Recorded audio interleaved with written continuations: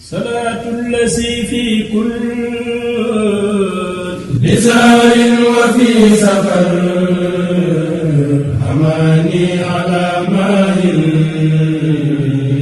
مع الحبس والسفر. Adoom lu ñëw ànd leen ak seen sago ba mu des màggal gi.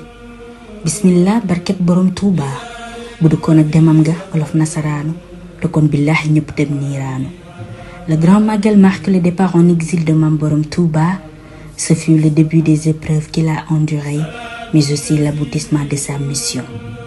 L'érudit au cœur pur a défendu la paix sans violence. Il a une grandeur d'âme indescriptible et une détermination inébranlable. Cheikhul Khadim is peerless. He underwent trials imposed on him by the colonists. He nevertheless didn't cease to defend the message of Islam. This is why we are so glad with his victory against them. So giving body and soul for the success of this great Magal of Touba is our duty. Ahmadou Bamba a apporté une valeur ajoutée à l'univers.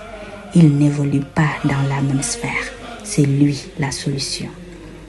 Après son retour d'exil avec un succès éclatant, il avait suggéré tout un chacun de rendre grâce à Allah à chaque célébration du 18 Safar.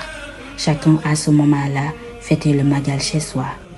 C'est durant le califat de Serigne Mohamedou Fadel que ce dernier a initié la célébration du Grand Magal en appelant tous les fidèles à se rassembler à Touba.